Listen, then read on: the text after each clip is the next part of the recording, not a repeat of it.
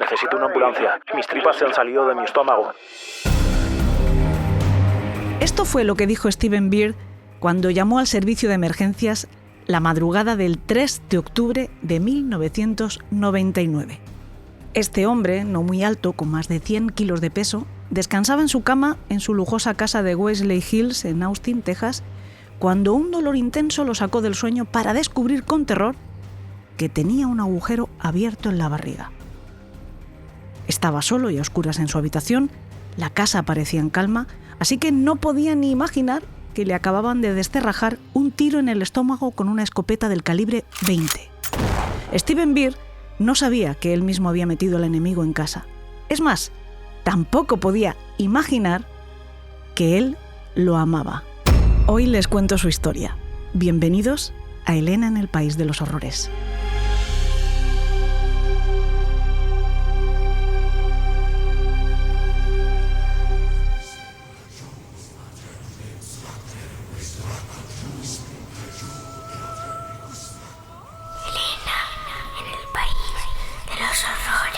Con Elena Merino.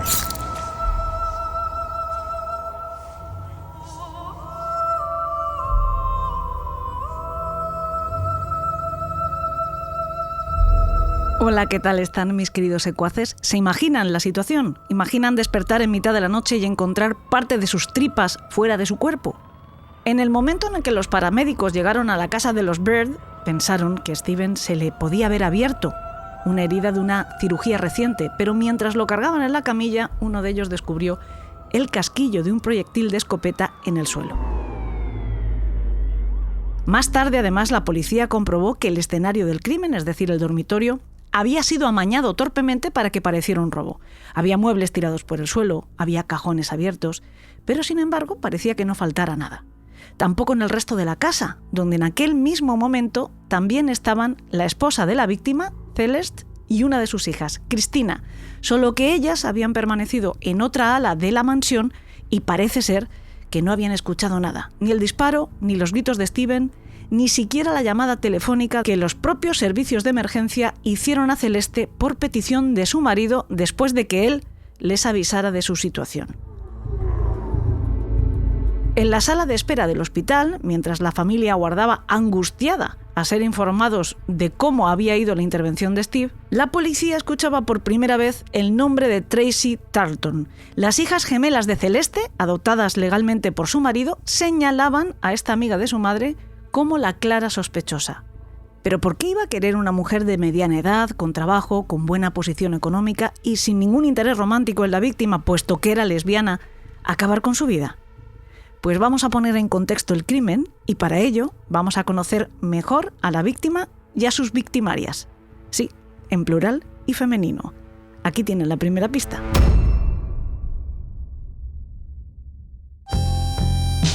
Stephen Beard era el protagonista de una de esas historias de éxito que encajan tan bien en lo que se llama el sueño norteamericano.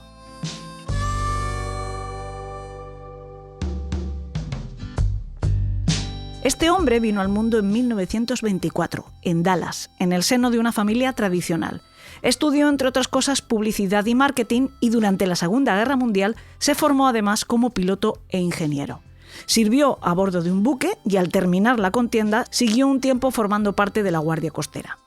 Por fin se licenció y volvió a casa, donde no tardó en encontrar trabajo en una zapatería.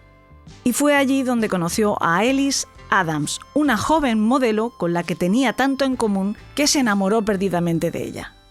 Y ese amor, pues, fructificó en un matrimonio que sería muy feliz, duradero y cómplice, y que cumplió a los pies de la letra el voto de hasta que la muerte nos separe. Steven había trabajado como locutor de radio en su etapa universitaria, así que después de casarse, se colocó en una emisora, la KRLD, aceptando cualquier labor que le asignaran. De ahí pasó a formar parte de la agencia de publicidad Tracy Locke, donde tuvo gran éxito comercial. Steve conseguía convencer a ejecutivos de grandes marcas nacionales para venderles anuncios de radio y producir sus spots de televisión. Eso le valió que la empresa lo trasladara a Nueva York en 1948. Estando en la Gran Manzana, nació su primer hijo, llamado como él y como su abuelo, Steven. Un par de años después, una agencia más importante, John Blair & Company, lo fichó y lo mandó de vuelta a Dallas para abrir y liderar su oficina de ventas de la zona sudoeste del país. Y en esa etapa nacieron sus otros 2 hijos, Becky y Paul. Con 26 años, parecía que las cosas no podían irle mejor a Stephen Beard. Tenía éxito laboral, tenía éxito social, tenía dinero y tenía una buena familia. Pero en realidad todavía tenía bastante margen de mejora y lo iba a conseguir. Iba a recorrer ese margen en muy poco tiempo. 3 años más tarde, era ya el vicepresidente de la compañía y el gerente de la sucursal en Dallas. Pudo comprar para su familia una gran casa nueva. Luego compró un rancho. Más tarde, un yate. Regalaba a su mujer coches por Navidad. Llevaba a toda su familia a largos viajes de vacaciones. La vida era muy generosa con ellos. Luego los hijos se hicieron mayores, encontraron sus propios lugares en el mundo y volaron del nido. Y así, él y Elise volvieron a ser solo una pareja que disfrutaba de su mutua compañía y también de la de muchos amigos, porque ambos eran muy queridos y muy populares en ciertos ambientes selectos de la ciudad, como el club de campo, cuya membresía les costaba $50,000 anuales y en el que pasaban gran parte de su tiempo libre. Sobre todo Elise, a la que le encantaba practicar el golf. De hecho, era toda una campeona. En 1982, Stephen decidió enfrentar un nuevo reto. La Comisión Federal de Comunicaciones iba a conceder una nueva licencia para una emisora de televisión en Austin. Beard se buscó un par de socios y se hizo con ella, y así fundó el canal KBVO, del que también supo hacer un éxito rotundo. Independent television, serving the Hill Country and Central Texas. This is KBVO TV, Channel 42, Austin. Lo bastante como para que 4 años después se convirtiera en una filial de la Fox. A partir de entonces el dinero empezó a entrar a espuertas en las ya más que bien nutridas arcas de los Beard. El matrimonio se pudo comprar una lujosa casa de 430 metros cuadrados en Wesley Hills sobre un acantilado, con vistas a la ciudad. Se calcula que para entonces su patrimonio era de unos $100 millones. Pero todo el dinero del mundo no es capaz de parar ciertas desgracias. En marzo de 1993, Elise empieza a encontrarse muy mal. Le duele la espalda, tiene dificultades cuando habla. Le diagnosticaron un tumor cerebral. La trataron con quimio y la trataron con radio durante meses. Stephen permaneció a su lado todo el tiempo que pudo. De hecho, redujo su presencia en la oficina a lo imprescindible. Pero Elise le echó coraje, además los médicos acertaron y para primavera los Beard recibían la mejor noticia. Estaba curada, no había ni rastro del tumor. Lo celebraron con un crucero. También tuvieron ocasión de hacer una fiesta por su 45 aniversario de bodas. Pero esos meses de verano fueron una prórroga que les otorgó el destino. Para septiembre, el cáncer había regresado con ímpetu y ya fue imparable. En un mes acabó con la vida de Elise y al mismo tiempo con lo que daba sentido a la de Stephen.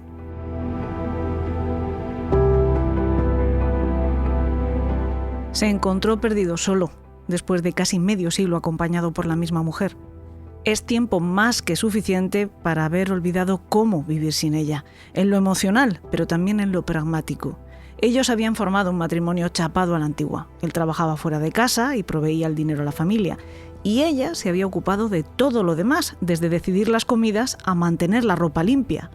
Había sido esposa y ama de casa. Y Stephen había perdido ambas cosas, por más que una de ellas fuera restituible. La sorpresa para todos fue que en realidad las dos cosas fueran restituibles. El ama de casa, pero también la esposa, y en un tiempo admirablemente corto. Unas semanas antes de Navidad, Beard estaba buscando una empleada de hogar, una mujer que pudiera ser su ama de llaves. Él preguntó a algunas camareras del club de campo y la encontró. Me atraía, hablaba con él y él hablaba conmigo. Recuerdo que todo el mundo tenía miedo de atender a la mesa de Stephen porque se emborrachaba, gritaba y era exigente. Y todos le tenían miedo, pero yo no. Celeste Martínez Johnson, de soltera, aceptó hacerse cargo de la casa y poco después también del dueño de la casa. Cuando se conocieron, él tenía 69 años y ella 32. Estaba casada con Jimmy Martínez, un chico de origen mexicano, aunque su matrimonio para entonces estaba muy deteriorado, o eso le contó Celeste a Steven. Era madre de 2 niñas gemelas, nacidas durante una relación muy precoz cuando ella tenía 17 años. De hecho, las chicas eran fruto de un penalti. Una de ellas, Jennifer, vivía con su padre en Washington y la otra, Cristina, vivía con su madre. Pero justo durante esas vacaciones, la niña se fue a pasarlas con su hermana y con el resto de su familia paterna y Jimmy había viajado hasta El Paso para reunirse con la suya. Y Celeste, pues tuvo vía libre para instalarse en la mansión Bird de Westlake Hills, no como ama de llaves, sino como dueña y señora. Steven sabía muy poco de Celeste, no solo porque fuera imposible que hubieran llegado a conocerse bien antes de asentar su relación viviendo juntos, sino porque ella le ocultó gran cantidad de información sobre su pasado. Y pues es lo que hacía siempre, con todo el mundo. A ella le convenía muy poco que la conociera de verdad nadie con quien le interesara mantener una relación de cualquier naturaleza, y siempre que se relacionaba estrechamente con alguien, desde luego era por interés. Celeste era la segunda hija adoptiva de Nancy y Edwin Johnson, de Camarillo, en California. Nació el 13 de febrero de 1963. La llevaron a casa cuando tenía 2 días. Allí ya estaba Cole, que tenía 1 año, y poco después llegaría Cares y Eddie. Los Johnson eran un tanto excéntricos, por no decir directamente que eran desequilibrados. Pese a que aparentemente un enorme instinto maternal debía de ser lo que llevó a Nancy a adoptar una prole tan numerosa, jamás los trató bien, ni con un mínimo de cariño. Solía decirles a sus hijos que sus padres biológicos no los habían querido y que por eso los tenía ella, que tampoco los quería. Llegó a intentar ahogarlos en la bañera en un episodio que nunca estuvo demasiado claro. Pasó de hecho una temporada ingresada en un psiquiátrico. Edwin era un buen mecánico hasta que por azares del destino, cuando Celeste tenía 11 años, el negocio decayó y terminó cerrando. El hombre parece que perdió el norte, no volvió a buscar empleo. Se matriculó en la universidad para estudiar oratoria, dejó de asearse y se llamaba a sí mismo por el nombre bíblico Jedediah y se volvió además muy agresivo. Nancy se encargó de mantener a la familia y acabó echando a Edwin de casa.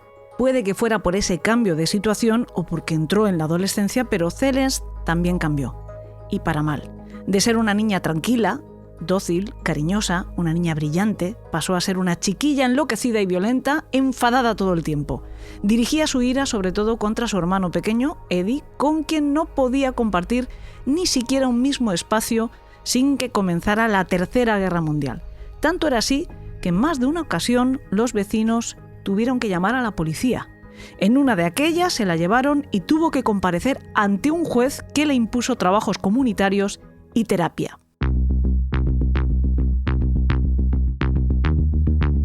Fuera de casa, sin embargo, era un encanto, una chica que llamaba la atención, lo bastante guapa, pero sobre todo divertida y coqueta. Un día en un bar conoció a Craig Bratcher, 2 años mayor que ella.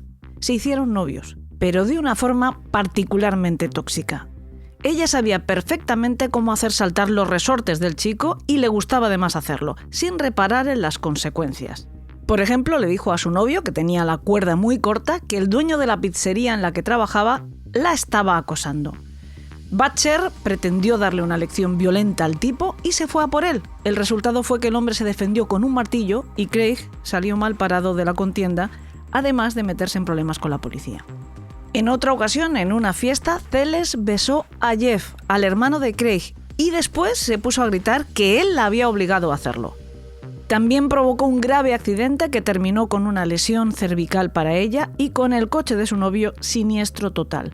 Durante un trayecto se produjo una discusión entre ambos y ella cogió el volante desde el asiento de copiloto y lo giró bruscamente, haciendo que el vehículo se saliera de la carretera y diera varias vueltas de campana.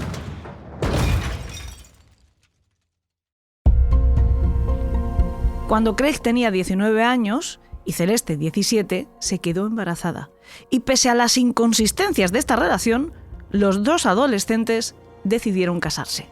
Cristina y Jennifer, gemelas, nacieron 7 mesinas.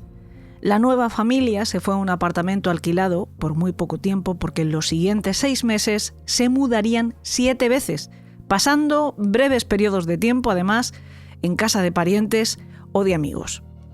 El matrimonio, lógicamente, fue una bomba de relojería desde el principio, algo que se podía intuir conociendo los antecedentes de ambos como novios. Ella se escapaba de casa cada 2 por 3 para irse con otros hombres.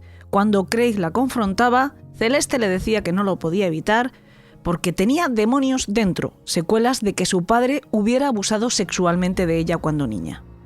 Él también tenía un lado profundamente oscuro. Tuvo que cumplir 4 meses de prisión por amenazarla a punta de pistola a ella y a otro tipo con quien la pilló en la cama. Mientras Craig cumplía esta condena, ella se fue con un ex convicto que él le había presentado en la sala de visitas de la prisión. Celeste llegó a romperse un brazo golpeándose a sí misma con la puerta del coche delante de sus hijas, que son quienes lo atestiguaron, para acusar a Craig de maltrato. Por fin, en mayo del 82, se divorciaron.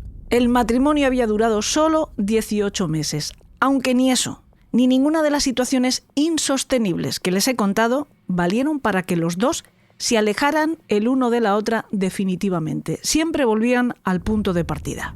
Celeste se fue entonces a vivir a casa de una amiga de la infancia, Gail Sharkey, probablemente la única que tuvo. La convivencia fue un infierno, sobre todo para Gail. Al principio porque se tenía que ocupar de todo lo que tuviera que ver con lo doméstico y también de las hijas de Celeste. Algunas veces porque su madre tenía que ir a trabajar, pero otras muchas porque se iba de fiesta y Gail volvía a casa para que las niñas no estuvieran solas. A Celeste le daba igual y sin embargo lo que sí pareció empezar a obsesionarle fue qué hacía Gail cuando no estaban juntas, dónde iba y con quién. Empezó a comportarse de manera posesiva, enfadándose violentamente cuando su compañera de piso quedaba con algún otro amigo. Llegó a ser tan insostenible la situación que Gail decidió marcharse de casa y alejarse de ella, pero para hacerlo tuvo que urdir un plan. Mientras Celeste estaba trabajando, recogió todas sus cosas, hizo su equipaje y esperó. Cuando su compañera ya estaba en casa, le mintió y le dijo que iba a salir a dar una vuelta. Entonces Celeste le preguntó que a dónde iba, pero Gail se negó a darle información y simplemente salió del cuarto. Celeste entonces le lanzó un cuchillo de cocina que afortunadamente se clavó en la pared y no en su espalda. Después denunció a Gail por un robo que nunca había sucedido. Cuando Celeste se quedaba sola, sin un marido, sin un novio o sin una compañera de piso, en vez de asumir su rol como madre sin ayuda, solía llevar a las gemelas a los servicios sociales para que las colocaran en casas de acogida.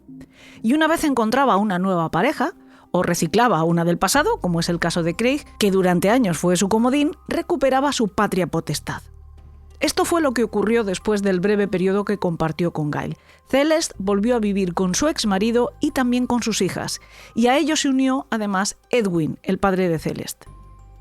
Bueno, pues entonces ella empezó a mostrar el mismo comportamiento con él, obsesivo y posesivo, que había tenido con su compañera de piso meses atrás.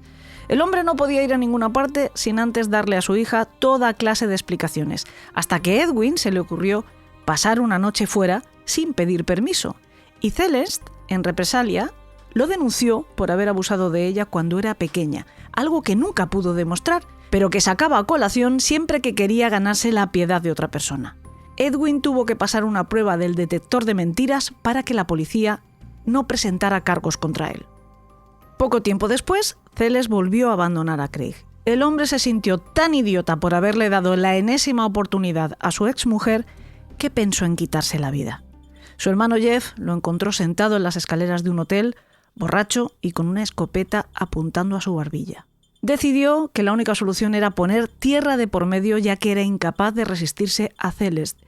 Pensó que quizá la distancia hiciera el trabajo por él. Se fue a vivir a Phoenix, en Arizona, a 700 kilómetros de distancia. Ella volvió a dejar a sus hijas en casas de acogida y empezó una relación con un compañero de instituto, un electricista llamado Pete Tim. Ella, como pasaba siempre, fue la mujer ideal por un tiempo. Y él, completamente enamorado, le entregó su vida entera. Se instaló junto a él en casa de sus padres, incluso le acompañaba cuando iba a hacer depósitos al banco. Pero un día que Pete fue a su sucursal a retirar cierta cantidad de efectivo, le informaron de que no le quedaba ni $1. le contaron que su mujer vino y vació la cuenta. Fue sacando dinero desde el cajero automático en cantidades pequeñas día a día durante toda una semana. Cuando Pete la careó, ella le explicó con mucho sentimiento que lo necesitaba para pagar a su abogado y recuperar a sus hijas. El chico lo comprendió y la perdonó. Y la relación siguió adelante. Hasta llegaron a prometerse. Entonces ella le contó a Pete que había encontrado una casa en la que podían vivir muy felices como familia cuando tuviera de vuelta a las gemelas, y le pidió el dinero de la fianza para reservarla. Pero él había aprendido la lección, o casi, así que puso objeciones. El asunto se resolvió cuando Celeste le dijo que sería su propia madre, Nancy, quien le hiciera el préstamo. Solo quedaba un problema, que la transferencia tardaría 3 días en completarse y mientras podían perder su oportunidad de conseguir ese pisito ideal donde serían felices para siempre. Pero si él adelantaba el dinero, a condición de que Celeste se lo devolviera en cuanto llegara el de su madre, su sueño empezaría a cumplirse. Otra vez, Pete cayó en la trampa. Firmó el contrato y le entregó el monto de la fianza a su futura mujer. Y fue la última vez que la vio. Se quedó compuesto, sin novia y teniendo que hacerse cargo de la renta mensual de una casa que ni quería ni necesitaba.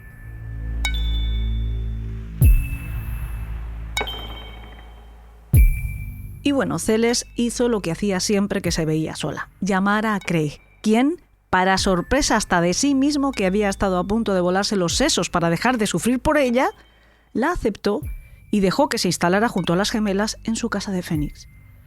Poco después, estaba otra vez embarazada. En noviembre de 1986 dio a luz una niña que entregó en adopción, o más bien, que vendió, porque los nuevos padres, además de pagar los gastos médicos, le entregaron $10,000. Y otra vez, con dinero fresco en el bolsillo, Celeste puso pies en polvorosa y volvió a dejar a Craig con 2 palmos de narices.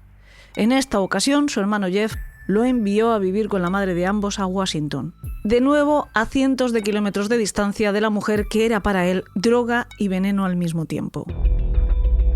Las niñas, que entonces tenían 6 años, se quedaban solas muchas noches mientras su madre salía de fiesta. Alguien denunció la situación y los servicios sociales se hicieron cargo de ellas. Ella encontró una nueva pareja enseguida, ese mismo otoño. Él era Harold Wolf, un mecánico de aviones F-15 que trabajaba en la base aérea de Luke. Había crecido en una familia de militares y él mismo lo era desde hacía 11 años. Estaba divorciado. Aunque ella le gustaba, nunca se fió y después de unos pocos meses quiso romper la relación, pero Celeste le anunció que se había quedado embarazada. A pesar de eso, él siguió resistiéndose a casarse, pero ella le convenció de que fueran juntos a terapia y el terapeuta le convenció a él de que confiara en Celeste. En diciembre de 1988, apenas 2 meses después de conocerse, se casaron. Y a los pocos días, ella le llamó a la base para decirle que había perdido al bebé. Con estabilidad económica renovada gracias a su actual esposo, recuperó la custodia de las gemelas y los 4 se fueron a vivir a un apartamento en Glendale. Ella, como había hecho con cada uno de los hombres anteriores de su vida, cuando aparecía algún reproche por su comportamiento, lloraba a Harold por su terrible pasado como niña abusada por su padre. Esta baza de la tragedia no solo la jugaba con sus parejas, sino también cuando quería conquistar el corazón de otras personas que le pudieran ser de utilidad. Es lo que ocurrió con Lou Thompson, una mujer a la que conoció en el trabajo con edad suficiente para ser su madre y que de alguna manera adoptó ese rol después de que Celeste consiguiera conmoverla con su alegría y buen humor pese a afrontar tantos dramas como le había contado. Lou y su esposo Gary, a partir de entonces, se ocuparon del bienestar de Celeste y se hicieron cargo de las gemelas más incluso que su propia madre. Por ejemplo, las llevaban a jugar al béisbol y se quedaban a ver los partidos. Les daban la cena cada noche. La relación se hizo tan estrecha que ella y las niñas llegaron a instalarse a vivir con los Thompson cuando Celeste decidió acabar su relación con Harold, como siempre, unilateralmente. Tampoco en este caso la pareja había sido estable en ningún momento. Ella tenía explosiones inesperadas de temperamento imposibles de prever e imposibles de evitar.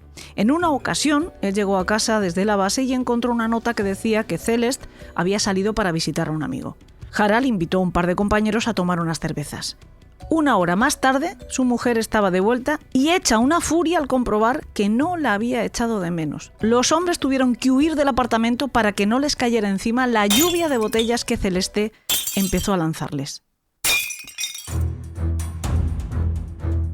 Él estaba muy arrepentido de haberse casado, pero cada vez que consideraba en voz alta divorciarse, ella amenazaba con matarse, y lo hacía delante de sus hijas. Unas veces era con un puñado de pastillas y otras llenaba la bañera y pretendía meterse dentro con un secador enchufado a la corriente. Otro de los episodios que revelan esta personalidad inestable y dramática es que llevó a sus hijas, que entonces tenían 6 años, al funeral de su abuela, en California. Las niñas incluso tuvieron que ver a la difunta en su caja durante el velatorio. Apenas la reconocieron, porque hacía ya algunos años que no la veían. Por eso, y porque no era ella, Nancy seguía viva. ¿Quién era aquella señora? ¿Por qué su madre las había llevado hasta allí a despedirse? ¿Y por qué les mintió sobre su abuela? Es algo que todavía desconocen a día de hoy. En cualquier caso, después de los intentos de suicidio o las amenazas o los intentos de suicidio fingidos, Harald y Celeste consultaron a un terapeuta que aconsejó que ella fuera ingresada un tiempo en el ala psiquiátrica del hospital de la base. En 1989, las fuerzas aéreas notificaron a Harald un nuevo destino en Okinawa, en Japón, y en principio tendría que ir solo porque ella seguía en tratamiento en el hospital. Entonces, Celeste comenzó una campaña de acoso y derribo a los mandos de la base para impedir que su marido fuera enviado lejos, y lo consiguió. Lo que fuera que estuvieran haciendo los médicos con Celeste no estaba funcionando. Las peleas del matrimonio iban a más. Ella llegó a denunciarlo por malos tratos y la policía se lo llevó a comisaría. Harald pasó esa noche en el calabozo. Al día siguiente, ella fue a recogerle, pero él no quiso ir con ella a casa, al menos por un tiempo, porque Celeste siempre conseguía convencerle para que volvieran a estar juntos. Fue el destino, literalmente, lo que acabó por fin con esta relación. Harald recibió nuevas órdenes de incorporarse en la base de Keflavik en Islandia, y esta vez sí se fue, y lo hizo solo. Celeste cogió a las niñas y se fue a vivir con los Thompson. Pronto empezó una aventura con un camarero y se quedó embarazada, pero perdió al niño y fue sometida a una histerectomía, aunque no se sabe si fue voluntariamente o producto de un problema médico. Ella después mencionaría siempre este episodio cuando declinaba la lista de dudosa veracidad de sus dramas ante su siguiente conquista, solo que lo aderezaba señalando como causa de esta intervención un cáncer de ovarios. 2 meses después, Celeste dejaba a sus hijas con Lou y Gary y ella se iba a vivir a la casa que compartía el hijo de los Thompson con su pareja. Durante ese periodo tuvo una breve relación con un abogado cuyo nombre no está reseñado en las crónicas. Lo que sí se cuenta es que lo conoció en un bar de Phoenix, frecuentado por gente con mucho dinero, y que este hombre le financió una operación de aumento de pecho. Después de que surgieran desavenencias con sus compañeros de piso, se tuvo que mudar a un apartamento para ella y se llevó consigo a las gemelas. Ambas recuerdan que en esa época, cuando ellas tenían unos 9 años, su madre solía echarles unos polvos en la comida para hacerlas dormir mientras ella se iba de marcha. Eran ellas las que se tenían que hacer cargo de las tareas domésticas y lo hacían como podían, que no era demasiado bien, hasta el punto de que el propietario del apartamento llamó al orden a Celeste por las condiciones insalubres de la casa. Pero en otoño alguien la denunció a los servicios de protección de la infancia de Maricopa y otra vez le fue retirada la custodia de las niñas. Por fin, a finales de ese año, cedió la potestad al padre, a Craig, porque tuvo la fugaz ocurrencia de alistarse en el ejército, aunque desistió al cabo de unos días. Ese mismo año, 1990, denunció que le habían robado el coche, un Ford Taurus amarillo elegido por Harald, que ella siempre había odiado. Cobró el dinero del seguro y se compró un Thunderbird. Poco después, la policía localizó el Ford carbonizado en el desierto. Celeste le confesó a su amiga Lou que lo había hecho ella misma para poder cobrar la indemnización. Unas semanas más tarde, los Thompson estaban de viaje en California visitando a la madre de Gary, cuando Celeste llamó a Lou para darle una noticia horrible. Aprovechando su ausencia, alguien había entrado en su casa y la había desvalijado. Se habían llevado todo lo que para el matrimonio tenía cierto valor: la tele, el vídeo, los candelabros de plata, las joyas de la madre de Lou, el anillo de graduación de Gary, incluso la pequeña colección de dólares conmemorativos de los nacimientos de sus hijos. Su póliza no cubría el coste de todo lo que había desaparecido y ni de lejos compensaba la pérdida emocional de aquellos objetos. Pero Celeste los convenció de que inflaran la lista de reclamación al seguro. El 4 de mayo del año siguiente ocurrió, sin embargo, algo que Lou jamás hubiera pensado que podía ocurrir. La amistad entre los Thompson y Celeste se acabó y la impulsiva ira de la segunda iba a traer graves consecuencias para ambas partes. Celeste los llamó para pedirles que le devolvieran un perro que ella le había regalado a su hijo pequeño, pero los Thompson se negaron. Sin medir las consecuencias que su afán de venganza tendría para ella misma, Celeste llamó a la policía y denunció a Lou y a Gary por haber perpetrado ellos mismos el robo a su propia casa. Cuando el detective asignado a la investigación interrogó a los Thompson, negaron categóricamente la acusación, pero confesaron haber sobrevalorado su reclamación al seguro en $13,000. Explicaron también que había sido idea de Celeste, que ya tenía experiencia en fraudes de este tipo después de haber simulado el hurto y destrucción de su propio coche. La investigación llevó a encontrar los objetos robados a los Thompson en 2 almacenes alquilados y el detective al cargo se convenció entonces de que la denunciante, o sea, Celeste, era quien había ejecutado toda la operación. El 28 de mayo del año 92 tuvo lugar el juicio contra Lou y Gary, que fueron sentenciados a 2 y a 5 años respectivamente de libertad condicional y a pagar $8,000 en concepto de restitución a la compañía de seguros. Sin embargo, Celeste no fue procesada por el robo. El 27 de noviembre le tocó el turno a ella. El resultado de la investigación por fraude del coche fue que tenía pendientes reclamaciones por estafar a 12 seguros diferentes. Su condena fueron 4 años de libertad condicional y el pago de $20,000 de restitución. Y mientras tanto, ella había encontrado una nueva pareja, Jimmy Martínez, con quien se casó a los pocos meses, en agosto del 91, sin haberse divorciado de Harold Wolf, y se mudó a Tucson. A este nuevo hombre de su vida le puso un mote cariñoso, BMW, siglas que corresponderían a Big Mexican Wiener, es decir, Gran Salchicha Mexicana. Cuando su anterior o coetáneo marido volvió de Islandia, se encontró no solo el hueco dejado por Celeste, sino también el dejado por todas sus pertenencias. Ella se las había llevado y en su lugar había dejado 6 páginas de deudas valoradas en $60,000 a su cargo. Se divorciaron definitivamente en diciembre del 92, cuando Celeste llevaba casada con Martínez más de un año, aunque nunca se la procesó por poligamia. Jimmy trabajaba para una empresa de seguridad. En el verano del 92 fue transferido a la filial de la empresa en Austin, en Texas. Y allí se trasladó el matrimonio, al que pronto se uniría una de las hijas de Celeste, porque, como hacía siempre que iniciaba una nueva vida con una nueva pareja, empezó a reclamar a sus gemelas, cuya custodia ella había cedido a su padre y además había sido ratificada por un juez. Como legalmente no tenía mucho recorrido, empezó a hacer presión sobre Cristina, sobre la que tenía un especial ascendente. Con Jennifer, sin embargo, poco tenía que hacer. La niña aborrecía a su madre por la mala vida que les daba. Al final, Craig tuvo que ceder en parte y las hermanas se separaron. Cristina se fue a vivir con su madre, mientras que Jennifer permaneció en Washington con su padre. Otra de las dinámicas habituales que Celeste puso en marcha nada más establecerse con Jimmy fueron las peleas encarnizadas, las autolesiones y las amenazas de suicidio. Además del gasto caprichoso y desmesurado, por entonces tenía un vestidor que ocupaba toda una habitación donde, entre otras cosas, guardaba sus 160 pares de zapatos. Hay otro buen montón de momentos muy difíciles, al menos para los demás, en esta etapa de la vida de Celeste. Por ejemplo, durante una discusión con Jimmy, en el coche, ella intentó saltar en marcha. Él lo impidió agarrándola del brazo. Al día siguiente lo denunció por maltrato, mostrando como prueba la huella roja de la mano sobre su piel. Jimmy pasó la noche en el calabozo. Otra vez, como había pasado con Craig, como había pasado con Harold, cada vez que Jimmy hablaba de divorcio, ella volvía con la amenaza de quitarse la vida. En otra ocasión se clavó unas tijeras en su muñeca delante de sus hijas.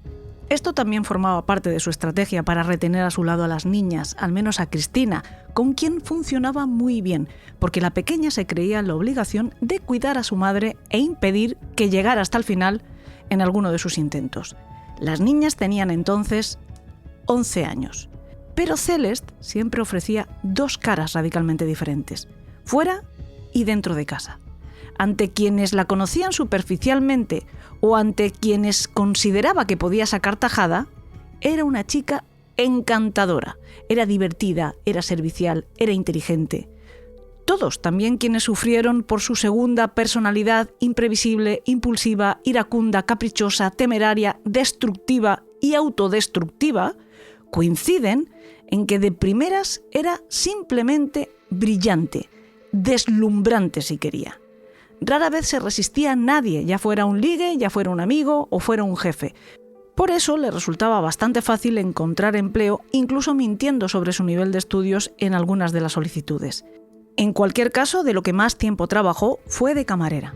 Para principios de 1993 encontró un puesto como tal en el Club de Campo de Austin, y es en este punto donde las vidas de Steven Beard y ella se cruzan. Como les conté al principio, en Navidad de ese mismo año ya estaban viviendo juntos. Celeste aprovechó que su marido había ido al Paso a visitar a sus parientes y que Cristina estaba en Washington para pasar las fiestas con su hermana y con su padre. En agosto firmó el divorcio de Jimmy y poco más de un año después de comenzar la relación, el 18 de febrero de 1995, Celeste Johnson y Steven Beard se convertían en marido y mujer en el salón del Club de Campo, donde tantas horas había pasado él y su anterior esposa jugando al golf y socializando con la élite de Austin, y donde ella tantas veces les había servido como camarera. Parecía el cuento de una Cenicienta moderna, solo que era el relato de terror de una viuda negra. Steven, no obstante, fue precavido, o eso creyó él. Hizo preparar un acuerdo prenupcial que estipulaba que Celeste no tendría ninguna compensación económica si se divorciaban antes del tercer aniversario de bodas. $500,000 si sucedía después de ese momento, pero el doble si él fallecía estando todavía casados. $35,000 al mes. Esa era mi asignación. Pero eso es mucho dinero. Y me dijo que podía gastarlo como quisiera. Tendría diamantes, tenía más de $500,000 en joyas, pieles, tenía 26 abrigos. Elena, en el país de los horrores. Con Elena Merino.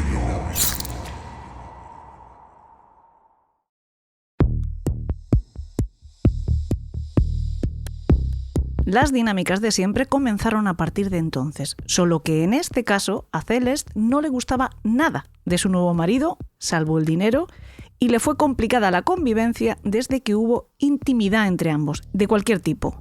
Por ejemplo, en el sexo. Antes de la boda, Celeste hacía digamos de tripas corazón. Como la virilidad de Steven ya no era la de un hombre joven, pidió a su médico algún remedio y le recetó inyecciones que debía aplicar directamente en el pene en el momento en el que fuera a tener sexo. Así que cuando el hombre se ponía cariñoso, Celeste tenía que hacer de enfermera, algo que le repelía completamente. En cuanto estuvieron casados, lo evitó tanto como pudo, hasta el punto que Steven se puso reivindicativo y la amenazó con el divorcio si no le correspondía. Tuvieron que llegar a un acuerdo, nada de inyecciones, pero sí sexo oral, cada domingo por la mañana, sin excusas. Ella solía asumirlo como un trabajo. Cuando llegaba la hora le decía a sus hijas que se iba a ganar dinero. Pese a su reparo con las inyecciones, Celeste no tenía el mismo problema en suministrarle a Steven otro tipo de drogas, concretamente somníferos, y sin que él fuera consciente. Los machacaba y se los mezclaba en la cena o en la bebida para poder salir de casa e irse de fiesta sin él cuando caía desmayado. Después empezó un procedimiento aún más peligroso. Le preparaba los cócteles a su marido mezclados con Everclear, un alcohol de 190 grados. Ella llamaba a esos preparados el cementerio. ¿Sabes? Es una locura. Lo amaba y nunca lastimaría a alguien así.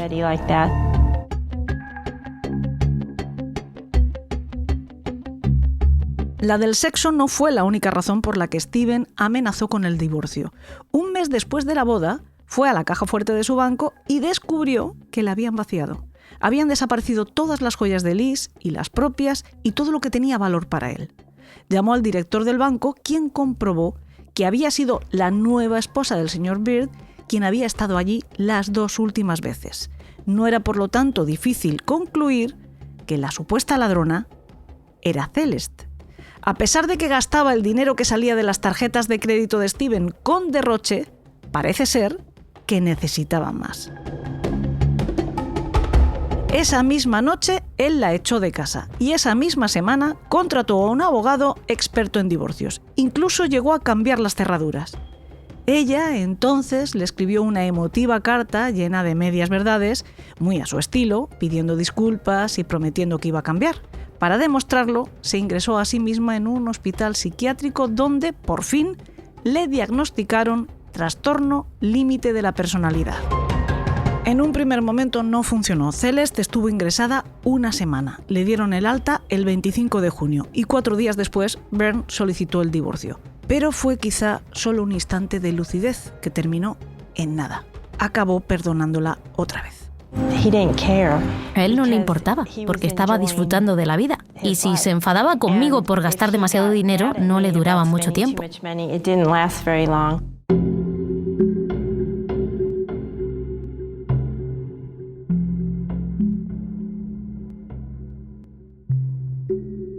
No sería la única vez. Más adelante ocurrió algo parecido después de descubrir que ella estaba falsificando su firma en cheques y haciendo temblar las cuentas. Pero, en cualquier caso, el matrimonio seguía adelante.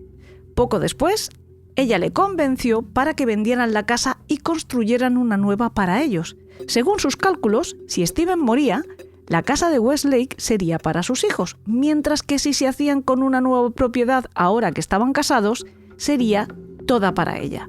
La nueva mansión estaría situada en la misma zona, en el 3900 de Toro Canyon Road.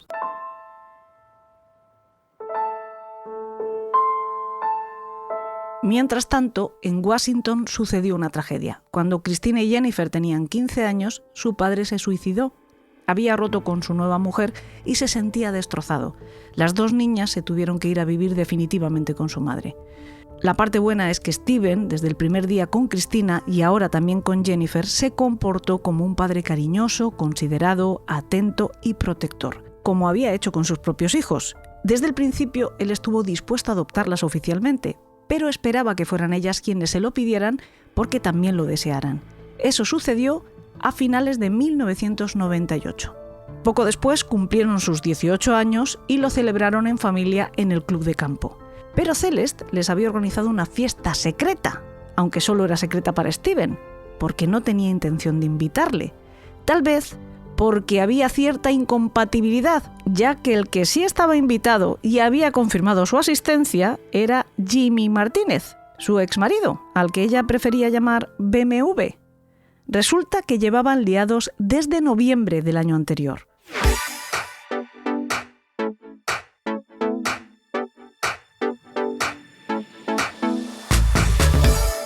El caso es que Celeste reservó un comedor privado en un restaurante, lo decoró por todo lo alto, contrató un DJ, invitó a más de 50 personas, entre las que estaba Jimmy y no Steven, y gastó una cantidad escandalosa de dinero.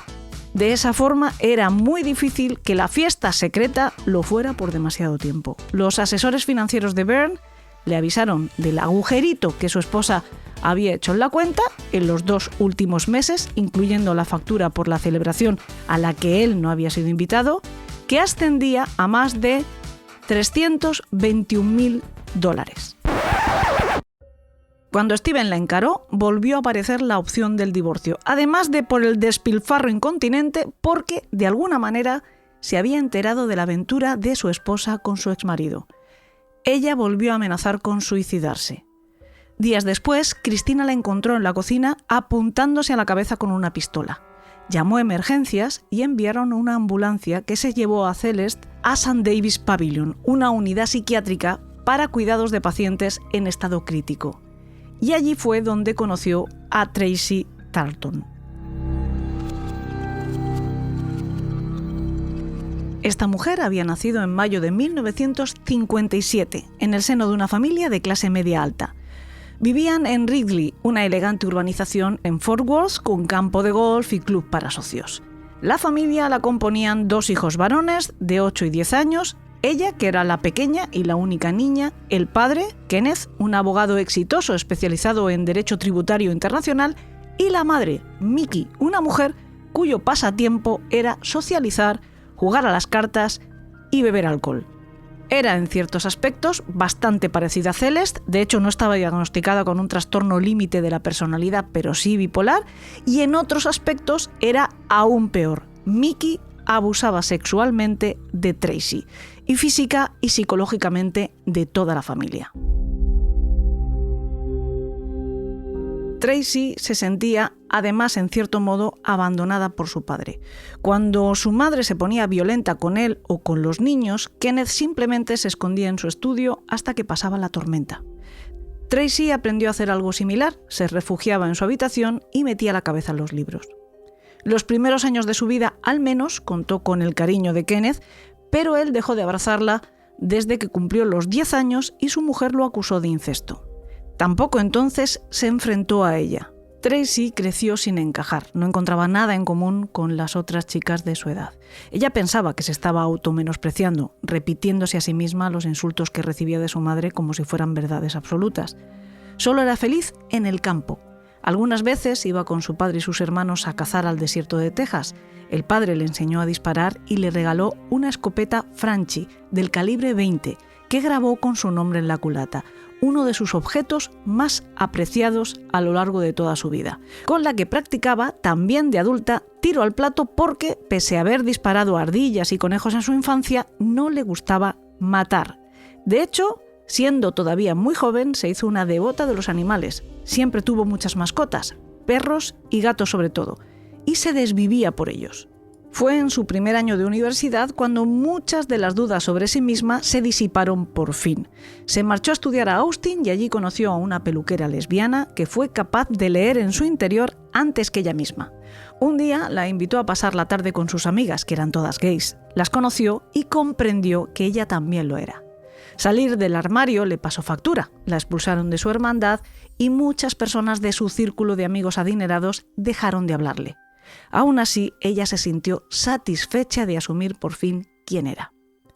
Pero esto no terminaba con todos sus problemas. Ella seguía viviendo el trauma de su infancia y resultaba muy evidente cuando bebía, y lo hacía muy frecuentemente, como si el alcoholismo fuera una herencia en vida de su madre.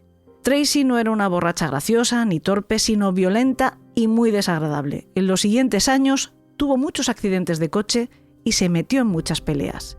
Sus trazas, su lenguaje corporal, su forma de vestir, su aspecto en general, incluso su voz eran muy masculinas, pero a ella le gustaban las mujeres muy femeninas. En demasiadas ocasiones coincidía que eran heterosexuales o heterocuriosas, es decir, a pesar de ser heterosexuales, se liaban con Tracy. Para ellas no era nada serio, solo lo hacían por experimentar, pero Tracy se enamoraba hasta las cachas y siempre salía mal, lo que significaba que su corazón se hacía añicos y caía en picado en una sima depresiva. La primera vez que intentó suicidarse fue en 1981. Tenía 24 años. Estaba bebida y se tomó una sobredosis de pastillas. Sobrevivió y parece que aprendió la lección. Una amiga suya la ingresó en una clínica de desintoxicación y dejó de beber.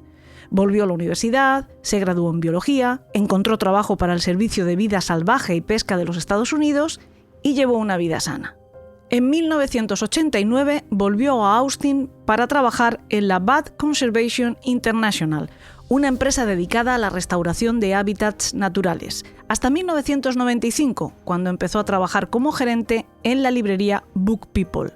Y también, después de 14 años de sobriedad, empezó a beber de nuevo. 3 años más tarde estaba inmersa en una espiral de terrible autodestrucción, bebiendo a solas en su casa y jugando a la ruleta rusa con un revólver. Pero se dio una última oportunidad y llamó a una amiga que conocía bien su situación. Ella fue quien la llevó a St. David's Pavilion. Tracy y Celeste, las dos pacientes del lujoso centro de atención psiquiátrica, se conocieron entre terapias, en el patio donde esperaban fumando a entrar en consulta. Todavía no entiendo cómo puede estar caminando por ahí. Lo que más lamento es haber traído a Tracy a nuestra vida.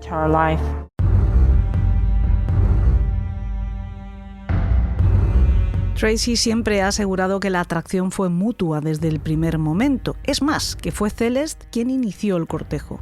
Cuando Tracy le preguntó en aquella primera conversación por qué estaba recluida allí, Celeste simplemente pulsó el resorte que ponía en marcha la maquinaria bien engrasada y que tantas veces le había funcionado de la autovictimización y la pena.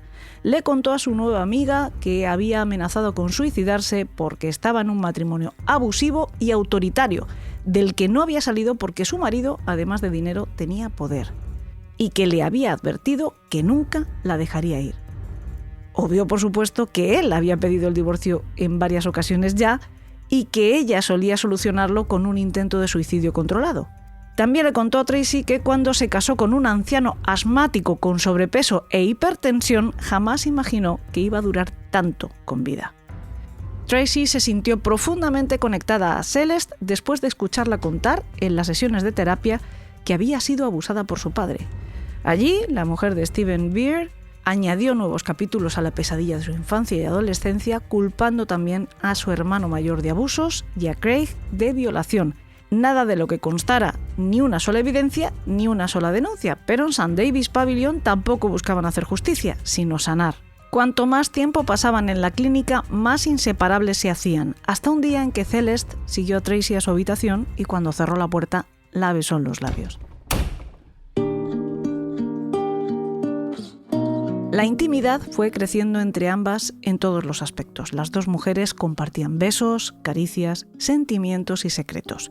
Los de Celeste generalmente giraban en torno a lo infeliz que era junto a Steven, un hombre que, según ella, no la dejaba respirar.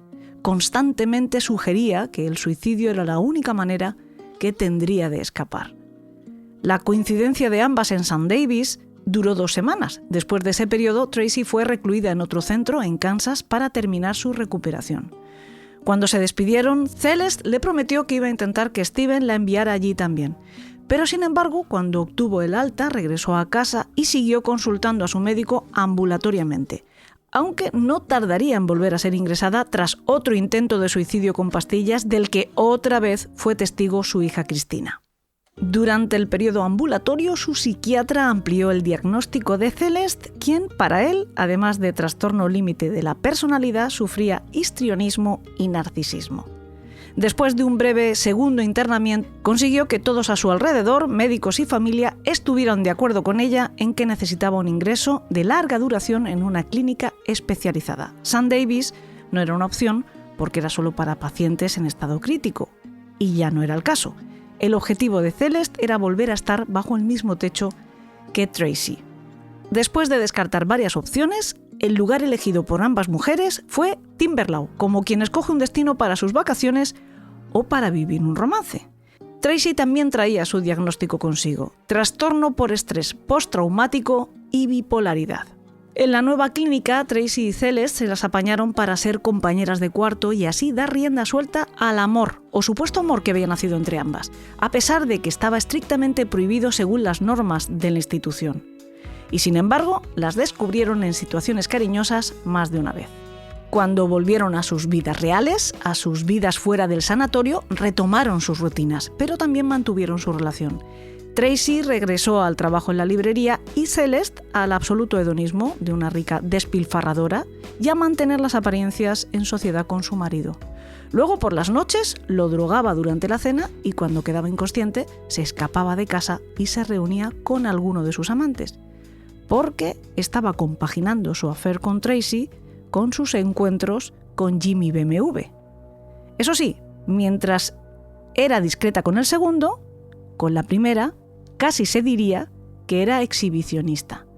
Tracy solía presentarla como su novia y Celeste tampoco objetaba. La visitaba en la tienda y se mostraba cariñosa con ella en público. Para su familia oficialmente era su mejor amiga, pero sin embargo, Cristina las pilló en cierta ocasión en la cama juntas e hizo como siempre, encubrió a su madre. Ella, su hermana y los amigos solían especular sobre la verdadera naturaleza de la relación entre ambas mujeres y concluían con unanimidad que parecía un verdadero romance. Y un romance tórrido además. Pese a que las amantes pasaban mucho tiempo juntas, especialmente entre semana, tanto en público como en privado, se hacían frecuentes llamadas y se enviaban notas. Tracy le escribió una tarjeta en cierta ocasión que decía: Me desperté con una fiebre que es mejor reservar para los moribundos. Me desperté extrañándote y nada de lo que pudiera hacer podía quitarme esa sensación. Sintiéndome así, me acostaría y moriría solo por oler tu piel. Te amo. T. A pesar de todo esto, el sexo entre ambas no era bueno. Tracy notaba que Celeste se retraía, nunca llegaba al final. Su excusa era que, a consecuencia de los abusos en su pasado, no podía disfrutar. Sin embargo, a su terapeuta le llegó a decir que necesitaba estar un poco borracha para acostarse con su amante. No le gustaba. Aún así, mantenía la atención y la ilusión de Tracy con promesas que, sin embargo, tenían una connotación muy terrible. Siempre le repetía que cuando Steven muriese, ambas serían libres y podrían vivir en su mansión juntas, despertarse cada mañana la una al lado de la otra.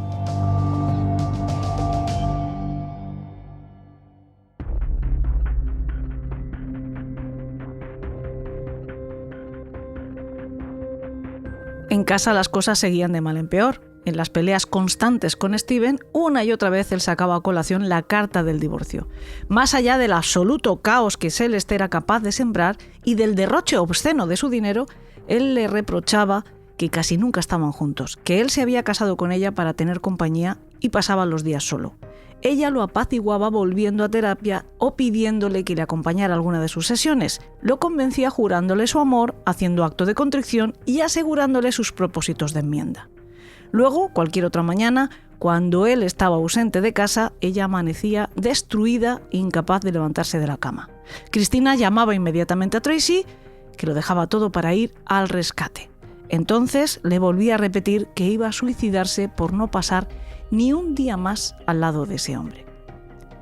Celeste tuvo que volver a Timberlaw por otra temporada y durante ese tiempo siguió jugando a 2 barajas, o a 3, porque mantuvo su noviazgo basado en expectativas con Tracy, su matrimonio basado en esperanzas con Steven y su romance basado en el sexo con su exmarido Jimmy Martínez. Después de 3 meses volvió a casa y Steven le había organizado una sorpresa. Convencido por ella misma y su terapeuta de que lo que necesitaban los dos era pasar tiempo juntos para reconectar, él había organizado un viaje súper romántico y de súper lujo para los dos solos por Europa. La tierra se abrió bajo los pies de Celeste. No podía soportar la idea de pasar más de un mes con él, aislada del resto de la gente, a miles de kilómetros de distancia de su propio territorio donde ella era la reina. Necesitaba provocar los hechos.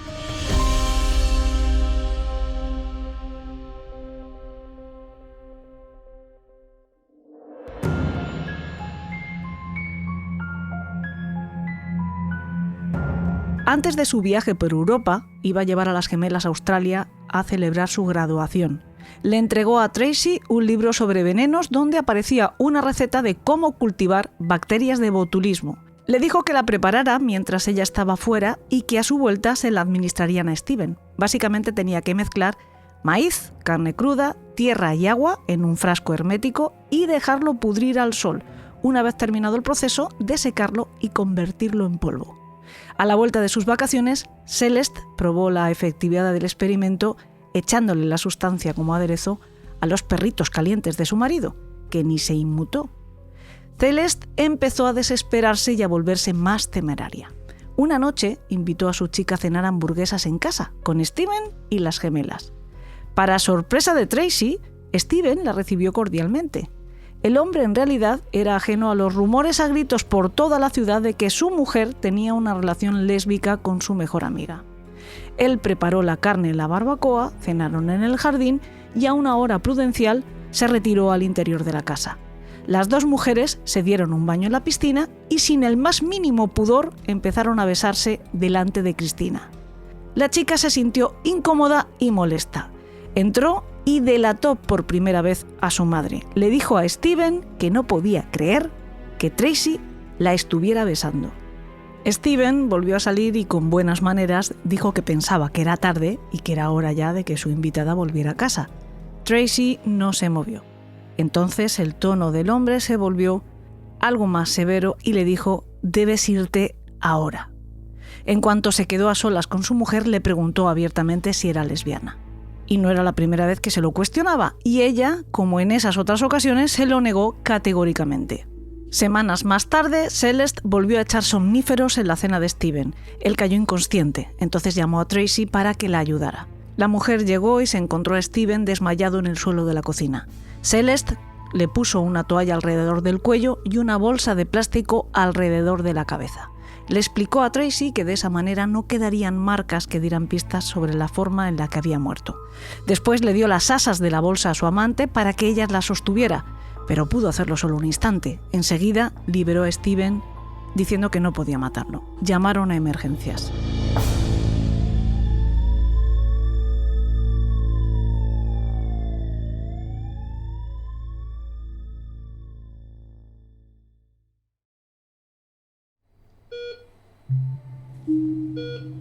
En el hospital, sus análisis revelaron que tenía una tasa de alcohol lo bastante alta como para poner en peligro su vida. Él explicó que eso no era posible, que solo se había tomado un par de combinados, y aún así, en su historial, quedó anotado un exceso de consumo.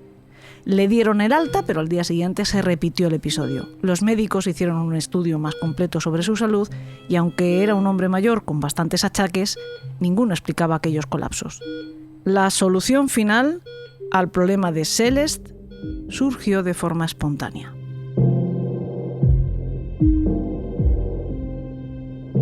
Un día, de forma completamente casual, Tracy le contó a Celeste que había recuperado su escopeta, la que le regaló su padre cuando era pequeña. Durante un tiempo le había pedido a un amigo que se la guardara porque, dado su estado de ánimo, no se fiaba de sucumbir a la tentación de usarla contra sí misma. 5 días antes de la fecha prevista para el viaje a Europa organizado por Steven, Celeste le dijo a Tracy que quería que le disparara.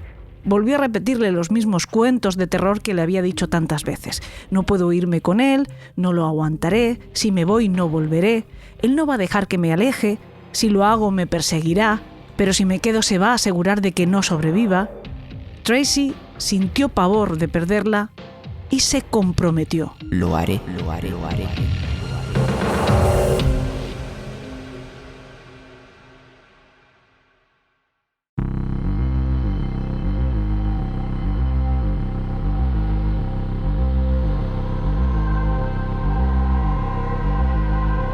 Los días siguientes ultimaron el plan, o más bien Celeste hizo memorizar el plan a Tracy. Ella lo tenía todo perfectamente calculado. Había aprendido a cometer el crimen perfecto leyendo libros y viendo documentales. Le aseguró a Tracy que estarían ella y Steven solos en la casa, pese a que sabía que también estaría Cristina. Le advirtió de que recogiera el cartucho después de disparar, pero que si no lo encontraba rápida y fácilmente, no se preocupase porque ella misma se encargaría de hacerlo. Y le hizo una petición especial. Dispárale en el estómago. De esa manera no habrá salpicaduras por toda la habitación. No quiero tener que redecorarla. La noche anterior a la madrugada del crimen, el 1 de octubre de 1999, Celeste se aseguró de que solo se quedaban en la casa su marido, su hija Cristina y ella. Consiguió que todos los demás, su otra hija, los novios de ambas e incluso los perros de la familia, pasaran la noche en la casa del lago. Alrededor de las 2 de la mañana, Tracy, completamente vestida de negro, provista con guantes de látex y armada con su escopeta, llegó a la casa de Toro Canyon. Se deslizó por la puerta trasera, previsoramente abierta, llegó hasta el dormitorio principal, se paró frente a la cama donde dormía Steven, apuntó y disparó una sola vez. Él reaccionó poniendo su brazo alrededor del abdomen, incorporándose y buscando a tientas algo en la mesilla de noche. Antes de que él fuera capaz de comprender lo que había ocurrido o notar la presencia de alguien más en la habitación, Tracy corrió sigilosamente, volvió al jardín, llegó hasta su coche y desapareció tan rápido como pudo.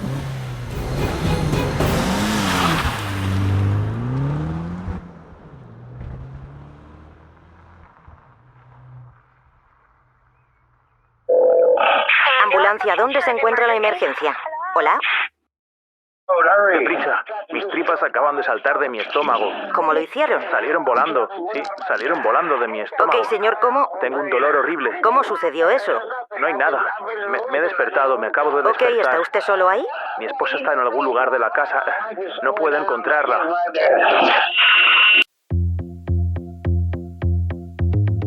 Mientras la familia esperaba las noticias de quirófano, la policía les preguntaba si sabían de alguien que pudiera haber disparado a Steven.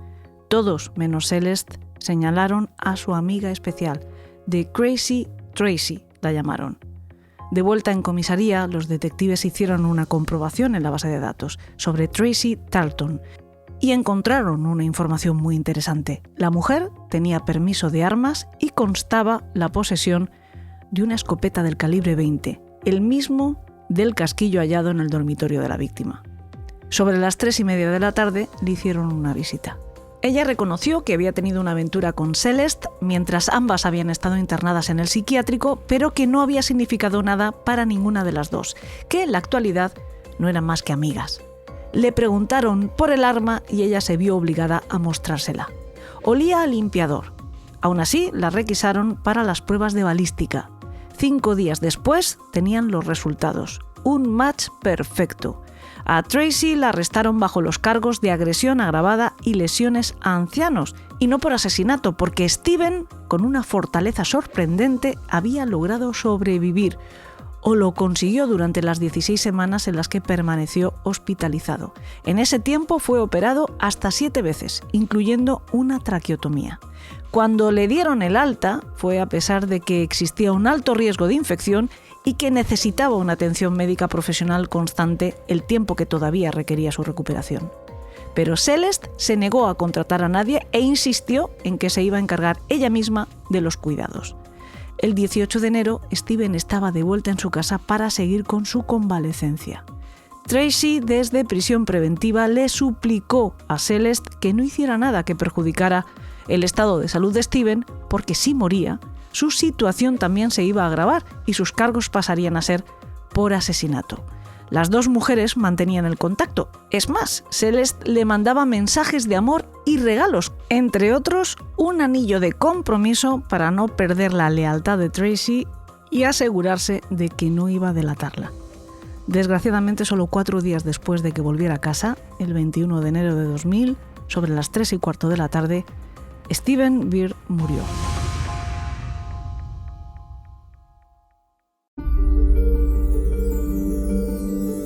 La causa oficial fue shock séptico a causa de una infección generalizada.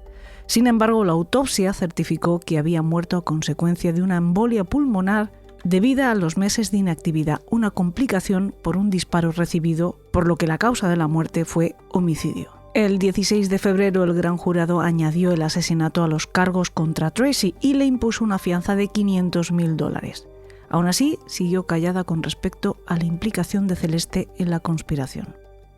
Tanto la familia biológica de Steven como la policía y el propio fiscal la tenían en el punto de mira, pero no había forma de demostrar su complicidad en el crimen. Solo podían intentar convencer a su amante de que la delatase. Pero Tracy era una tumba. Por si acaso, le dieron tiempo para arrepentirse y programaron el juicio para casi un año después, en marzo del año siguiente. La mujer solo fue capaz de abrir los ojos cuando ese verano leyó un artículo sobre el caso y la lucha de los hijos de Steven por evitar que su viuda despilfarrara toda la fortuna familiar. El artículo acababa hablando de la reciente boda de Celeste con el que se había convertido en su quinto marido, un tal Cole Johnson, y su luna de miel en Aspen. Según el periódico, se habían casado pocos días después de que la viuda hubiera roto con ella definitivamente. El corazón de Tracy se hizo añicos, no solo por el despecho, sino por comprender que había sido un instrumento muy fácilmente manejable en las manos de la que ella había creído el amor de su vida. Había pasado poco tiempo desde que habíamos terminado y en un instante todo quedó muy claro. Ni había mentido, me había manipulado, le había creído y había disparado a ese tipo. Ahora yo sabía que por ninguna razón, salvo su dinero.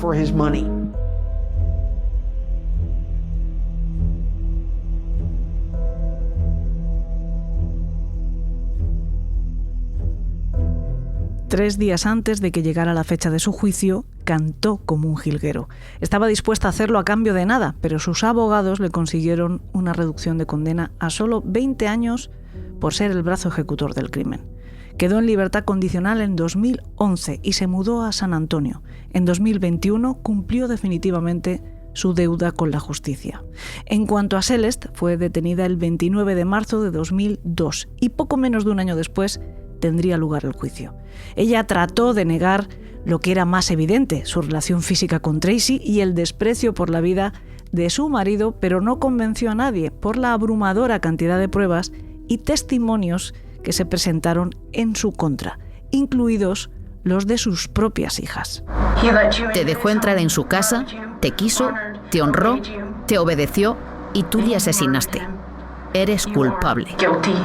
Después de 23 horas de deliberación, el jurado la declaró culpable y el juez la sentenció a cadena perpetua. Solo podrá optar a libertad condicional en 2043, cuando haya cumplido 80 años. Temo estar aquí sola y que mis hijas nunca me perdonen por no haber sido la madre que necesitaban que fuera.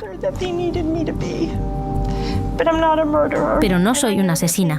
Sé que en el fondo saben que no participé y espero que algún día me perdonen.